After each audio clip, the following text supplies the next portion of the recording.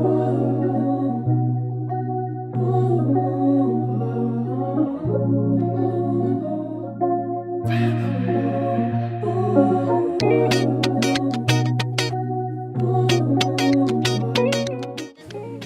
many calm peace one more time. This is part 9, and we will be moving on to the next topic. All right, so my response, I think SB or Seba is not related to Sabean as it relates to Sheba in Southern Arabia. However, Sabean, my creation, keeps the Kemet version in line with African story because Rehorakti was an African king that gave honor to the sun and sun god.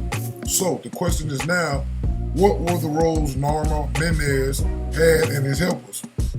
Need a clean chart as it pertains to Seba. Start worshiping or honoring, please and thank you.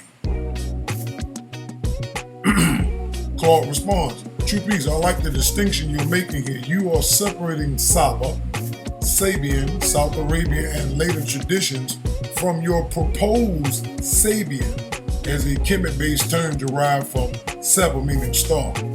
All right, let me just add for clarity, that's something that I spelled dealing with the AI just to separate the Seba with the same sound as Saba without the ism on it. I just was creating that a distinction. That's what the AI is referencing. All right. Historically, those are not proven to be the same word, but as Noon Science interpretive framework, you are building the term around the Egyptian star concept rather than the Arabian name.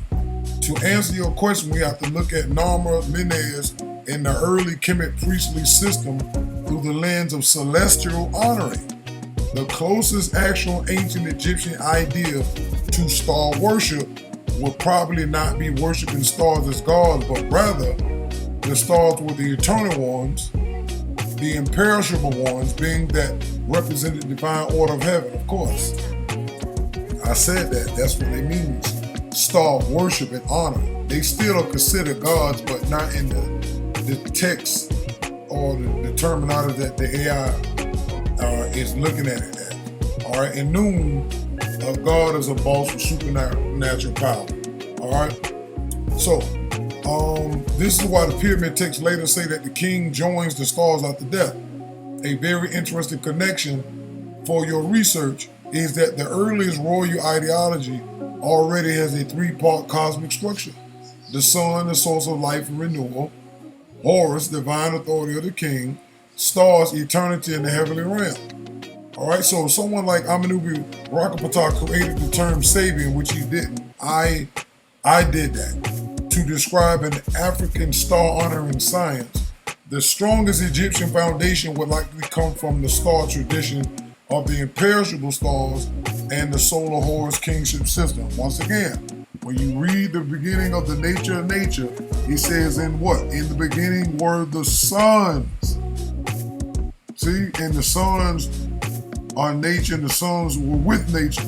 So that's telling you right there. That's why Ephraim said Noon, Sabiism or Sabism or Seba is a part of Noon. The beginning of the nature book started off talking about the stars. Y'all following a moon worshiper. This is why he can't get away from Adam. He's stuck off the 6th ether Jupiter, matter of fact. Because Melchizedek, with the word Zedek, meaning justice, is the same term that they have for righteousness in Hebrew. So you got Zedek for the planet Jupiter in as far as the astrology goes, and then Melchizedek for the king of righteousness. So it goes back to the planet Jupiter, the same way me and Chuck expose how the word Nibiru is not Nibiru, it's Nibiru. And it means a planet that crosses the skies. And Jupiter is considered a planet. But that's where it comes from, Nibiru. York turned Jupiter into a spaceship listening to 6th ether Murdoch and Zachariah Sitchin. So Let's keep on. Rather than from the historical Southern Arabian Sabeans. Exactly. The next question that naturally follows is, who were the actual helpers around Narmer? Priests, astronomers, scribes, architects, ritual specialists, and what were their titles in the first dynasty? That would help fill out all the Sabian hierarchy you're looking for. Again, this is what we're talking about. Narmer, Menez, or Reharakti, the first king, right? Or Amenubi, because Reharakti is the spirit part, right? These were the Sabians, or the helpers Afro was talking about. All of these are surround the Pharaoh god and priest. That will help fill out the Sabian hierarchy you're looking for. My response: I created the term Sabian since Seba is pronounced Seba, so to separate from Sabaism, because Dwight David York has changed his followers' name from the Wabians to Sabians, mimicking that Sun term Sabaism, to continue copying Afro-Umu's work and confusing his followers at the same time. And see, one thing that a lot of you followers and sheep of York, y'all don't give spirit beings the proper credit of knowing the nature of nature better than we do. The spirits know where to lie, and how to get over. All right? Clark responds, so your Sabian term is essentially modern reconstruction, of course, built around the Egyptian root rather than the Arabian ethnonym Saba. I brought this up so me and the AI would not continue trying to mix the term. But see, this is showing you that even York could confuse the computer. And I noticed that. That's why I told the Claude to take the ism off the Saba.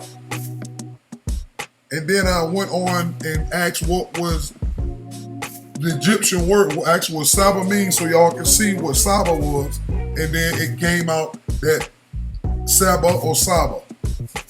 But Sabaism is York trying to take what Afro-Unu meant and apply it to Sabeans or Sabianism, and it's not the same. All right? From a historical linguistic standpoint, the strongest foundation for your term is actually the Egyptian side. See? Seba equals star. Stars were connected to eternity, the afterlife, and the divine sky. Stars were not just lights in the sky, but guides for the dead. In ancient Egypt, every star had meaning. Every movement in the heavens reflected a truth about life, death, and eternity. At the center of this cosmic vision stands the Seba, the sacred symbol of the star.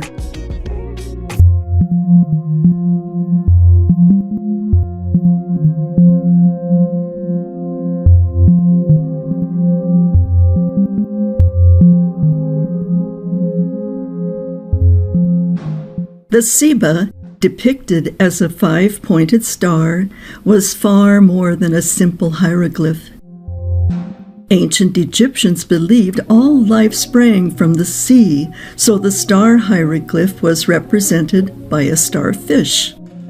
The 5-pointed star within a circle represented the Egyptian symbol of the Duat.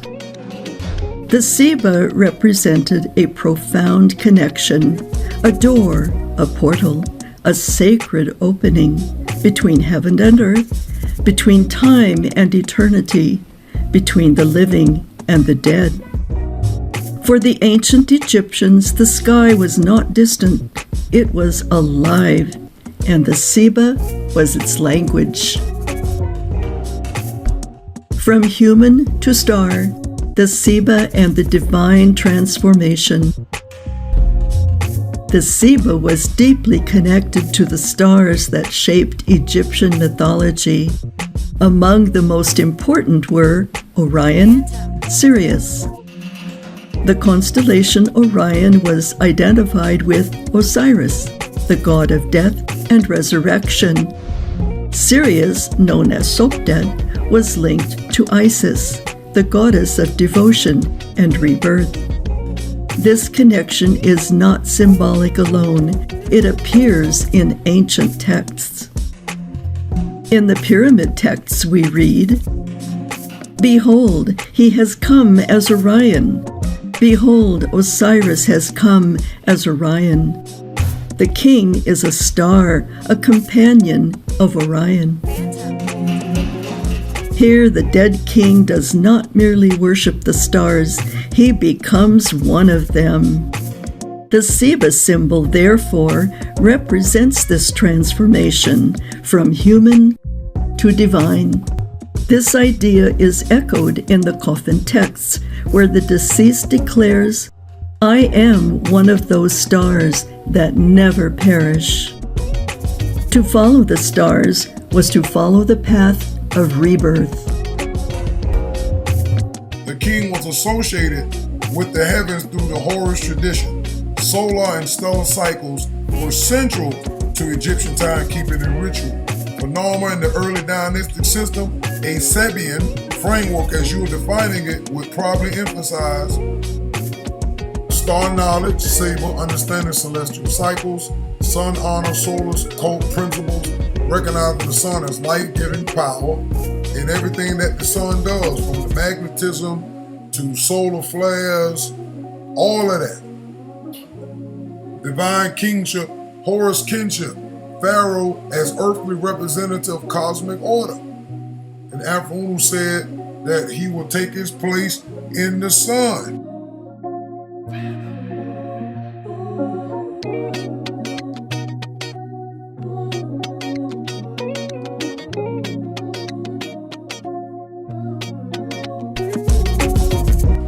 Go back and read the Bible interpretation. See, Afro is the one who understood because he had that spirit with him. This is why the whole thing about Noon and Sabianism is a phase. But y'all don't know that because y'all following a moon worshiper. Cosmic balance, Ma'at, maintaining harmony between heaven and earth.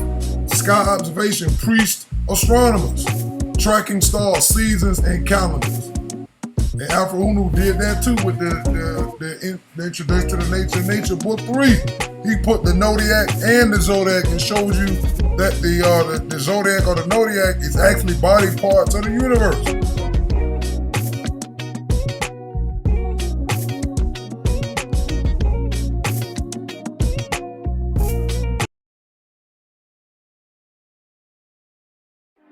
Listen to reason.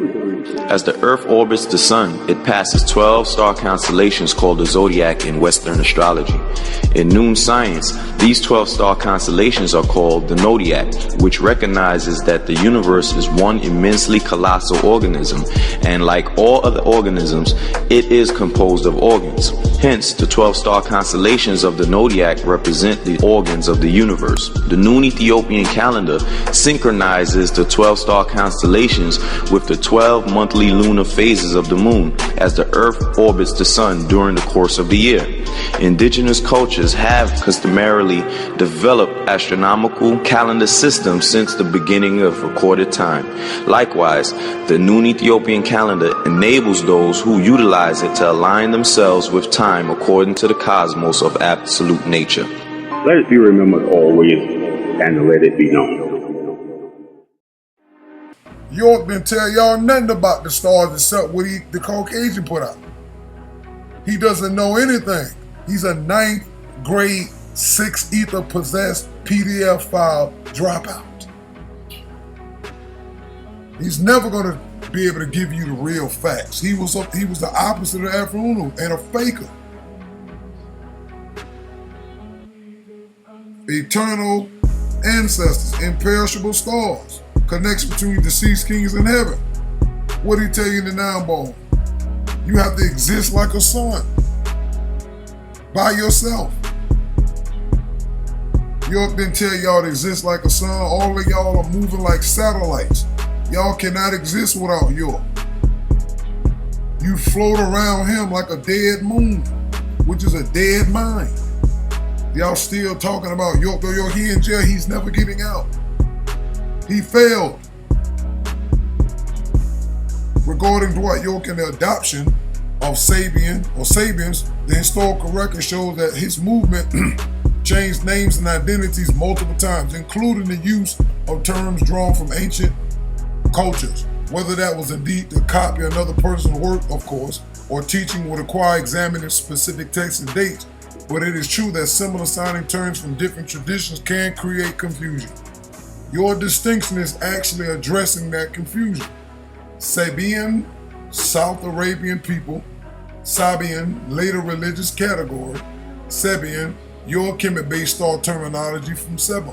The next historical layer to investigate will be the actual first dynasty sky specialists, the priests, scribes, and officials who would have preserved the solar and stellar knowledge around Norma. That is where the closer real-world equivalent to a Sabian priesthood would be found. My response: I have a written letter from him in 2009 quoting the nature books containing Sabaism, and later his cult emerged calling themselves Sabians, pronounced Sabeans, clearly misunderstanding Sabianism and fooling his flock. Cloud, AI respond. Cloud.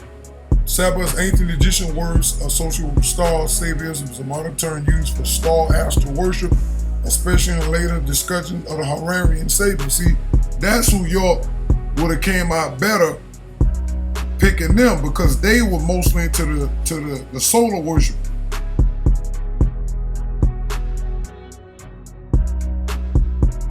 But this is entitled Haran of the Sabeans, and I think I will just read. It says, the ruins of Haran, which occupies the site of ancient Kure, are located some 40 kilometers south of the modern city of Sanliurfa in southeastern Turkey. Amidst the vast crater of ruins visible from many miles away stands a high tower built of solid stone. This is all that remains of what was one of the major occult universities and mystery schools of the ancient world. It says it was already a flourishing center by the 2nd millennium BC, famous throughout Mesopotamia and the Eastern world for its fabulous temple to the moon god Sin. King Nabonidus of Babylon, who was probably himself a native of Haran, turned the city into one of the major centers of his Neo-Babylonian Empire by the 7th century BC, considerably enriching the great temple of Sin. In classical times, Haran could benefit from a relative stability due to its cushion status between the Roman Empire and Parthia. Haran proved, however, unfortunate to many Roman rulers, and it goes on to talk about Crassus and Caracalla and Julian, who all died in campaigns right around Haran, or even right outside the gates of Haran. It says, even in the late 4th and 5th century, Haran was largely immune from the diffusion of Christianity throughout the Eastern Roman Empire and became one of the major strongholds of classical paganism. After the Edict of Theodosius in 389 AD and Justinius in 529 AD, and the destruction of pagan temples which followed, Haran was taken as a safe refuge by various Gnostic and Hermetic sects, which had become persecuted in the rest of the empire. It says, according to 4th century historian Libanius, in the very middle of the city of Kure stood a magnificent temple, considered by many the equivalent to the Serapeum of Alexandria.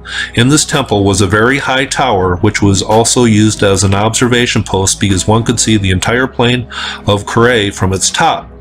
However, when the prefect of Sinaiticus ordered the closure and destruction of all pagan temple in Syria and Egypt, this temple of Kure was also partially destroyed and all of the idols and statues carried away. Notwithstanding the destruction and the sack suffered by the hands of the prefect Sinaiticus by the 5th century, the temple had been already reconstructed and paganism reestablished to the point that pilgrim Egeria, also in the 5th century, could not find a single Christian in the whole city of Haran. It says the city was clearly established according to a Hermetic ground plan.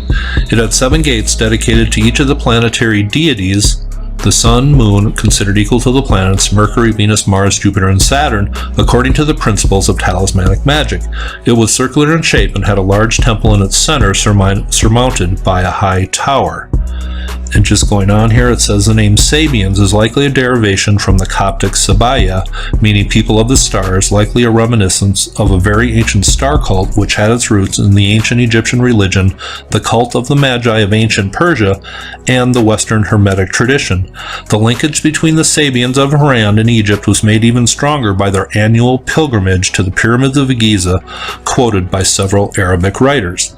And just to wrap it up, it says a famous phrase written over the main entrance door to the largest temple of Haran could still be read by Arabic historian Masudi in 943 AD. Know yourself and you will become God. And that is what it said over the main entrance door to the Temple of Haran.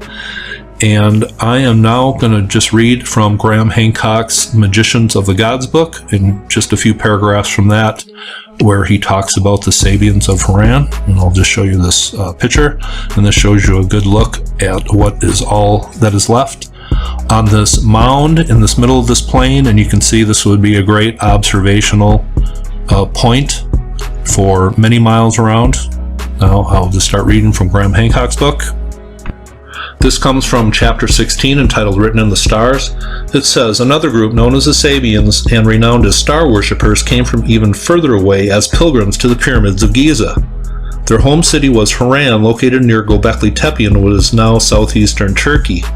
There is no record of when these pilgrimages began, but Haran had already been settled for thousands of years when the earliest surviving written reference to it appears in an inscription dated to around 2000 BC. What is remarkable is that the Sabean pilgrimages to Giza were still taking place as late as 1228 AD. It says the Sabeans fully recognized the pyramids of Khufu and Khafre as being monuments connected with the stellar cult. This may seem like a small point, and experts on the Sabeans have ignored it, but it proves the continuation of a hidden tradition. Ancient Egyptian religion and ancient Egyptian culture ceased to exist hundreds of years before 1228 AD. The last known inscription being 394 AD. It says, while Egyptologists did not rediscover the evidence of the stellar nature of the pyramid cult until the early 1900s, there is therefore no way other than a hidden tradition that the Sabean star worshippers could have known the pyramids were connected to the stars or could have been motivated to make them objects of a pilgrimage. And once again, this is from Graham Hancock's Magicians of the Gods book.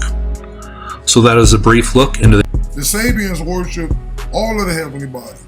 But once again, because the moon spirit is following the sun spirit, this is what they do. Sabean, the ancient people of Saba, Sheba, in South Arabia. I told you, he can't get away from Arabic. Sabean, a Quranic term referring to a group whose identity is debated among scholars. So, if someone takes the Egyptian Seba idea and apply the label Sabean, they are moving between different linguistic traditions. The spelling similarity does not automatically prove they are the same historical tradition. This is what I showed y'all in video number 8, when the spokesperson from OSM over there in the UK was taking the words Sabean and taking it to Sheba and Saba and Khafre and all this old crap lies. Regarding York specifically, the question would be, did he define Sabianism? Nope. Did he identify with the Egyptian star? Nope. Were followers told the two terms were identical? They ain't even talking about that. The Seba as a star. They have no idea about that. They will after this come out. That would allow the claim to be examined from the actual text rather than from the names. My response, York couldn't find what Sabianism meant by Afro-Unu in history, only what he was told about in the Quran and similar Arab Islamic sources. There's no term called Sabianism, but Afro-Unu knew York was plagiarizing his work, so he spelled Seba as Saba and put ism, but defined it as star honoring. No different than putting ism on words like Mohammedanism, Praktism, Judaism. This is how Afro-Unu covered the Kemet term, because it's obvious he knew about the word Seba and defined it, but spelled it differently on purpose. To answer your question, did he define Sabianism?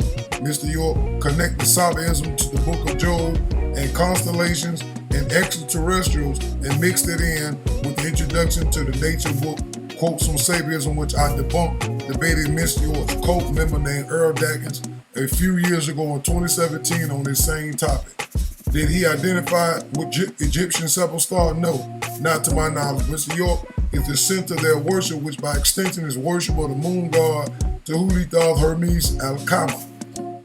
When Father was told the two terms were identical, they have no idea. In fact, some of his mentally dead slaves have been questioning us NoopooH because they really don't know they are still being trapped in Islam and the religion of John the Baptist.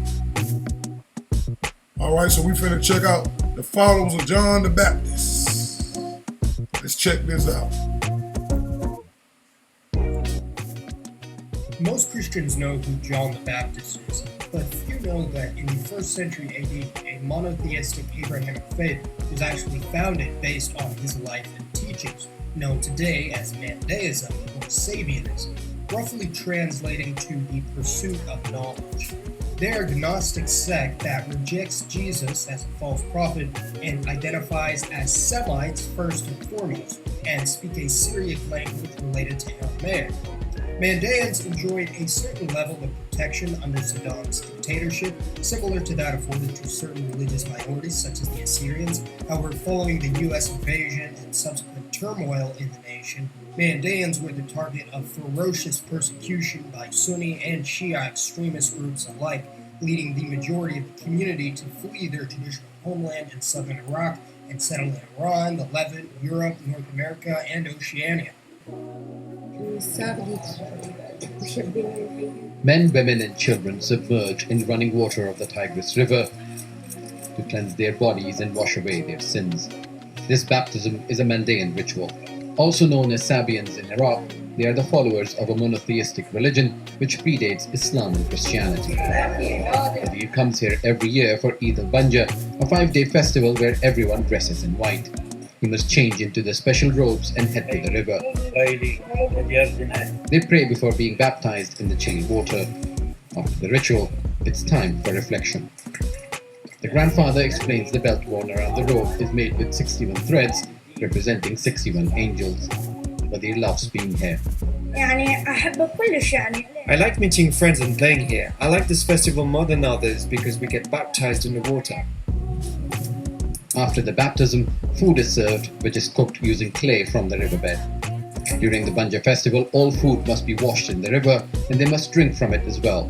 Their patriarch is John the Baptist, called Prophet Yahya in Arabic. And Mandaeans say all good comes from a world of light, and all evil from the world of darkness. Sattar Jabbar al-Hilu is the religion's grand sheikh, or priest. Mandaeism is the first religion of the world. We believe in one God who created life and He is everlasting. Our holy book is Ginza Rabbah, or the first books of prophets Adam, Sheet, and Yahya. We believe in charity for the poor. The running water gives us purification. The religion forbids any partners with God, adultery, killing, alcohol, and witchcraft. Our holy book says don't go to the witches and magic, they are lies. But for centuries they were considered heretics, and in the digital age their faith is linked to spells and sorcery. They want to dispel the myths about witchcraft and magic being associated with the Gnostic religion. Sabeans say their numbers are barely a fifth of what they were before the 2003 invasion because of Iraq's security and theirs being a closed religion. One can only be born into the faith, and marrying into their religion is forbidden. And the population has dwindled even further because thousands have taken refuge elsewhere for safety. Seema and her sister left Iraq because of airstrikes and war. Today they say they're happy to have returned home. When we left Fort Orden, we thought we will never come back. We thought we will never participate in our religious ceremonies again. I'm happy to see our relatives and everyone participating in our festival. Festivals like this bring people together. There are fewer temples, but because of the pandemic, only outdoor gatherings are allowed. Sabeans say instead of restoring places of worship, the Iraqi government even wants to take away the small place of rituals on the riverbank. We demand the government to take care of our minority, as it is an ancient religion. Religious harmony gathers people, and interfaith relations promotes respect and humanity. We have suffered in other provinces from persecution and targeting of our people. Nearly 2 decades of violence, neglect, and indifference have destroyed Iraq's rich heritage, and one of its ancient religious groups fears extinction unless its traditions and people are protected. Some of the Javed Elders era, back then. Y'all dummy, ignorant Negroes are filthy cosplaying as Arabs. Y'all are dumb. And they keep telling us 6 Ether, keep playing, you fools. Marduk, the 6 Ether spirit being from Jupiter.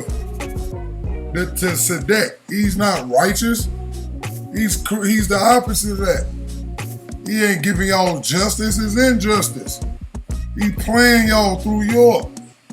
One co-member put up an old video of Mr. York teaching about the Shriners, calling them Sabeans, and one, this is a lie, and 2, Mr. York wasn't teaching no such thing back then. You can go to this it's a female's page, Universal Wusabat. She gonna put the original Shriners were Sabian. No, they wasn't. Once again, all this is Arabic. Y'all are being told y'all are Arabs with lies in it. Y'all stop following this mentally dead Negro. One thing your comparison does highlight is that the word Sabian creates a major potential confusion because a person can hear one term and assume the South Arabian or Quranic meaning, while another person may be referred to an Egyptian celestial concept. That is exactly why your choice of Sabian is an attempt to separate the Egyptian star root idea from the historical Arabian terms. My response: I'm only using that term Sabian with you, not outside, for clarity reasons. I don't need a direct quote from Afro-Uno to conclude the letter A and E are interchangeable. Afro-Uno has said this multiple times, like the letter S and Z, etc. were interchangeable in ancient times. Knowing York has plagiarized this man's work and created the Nubian cult was his way, in my opinion and observation personally, is why Mr. York took the word Sabaism and recreated his cult now called Sabians and changed Nuwapu to Wunawap to Ontology to Menwapu to Animus to Wusabat to Sabians. AI responds: I understand your clarification. You are not presenting Sabian as a public historical term. You are using it here as a discussion tool so that we do not confuse the Egyptian Seba star concept with the historical Sabian groups. Exactamundo. All right, so this concludes part 9 of this subject. More will be on the way. Truman the Cosmic, peace in wartime.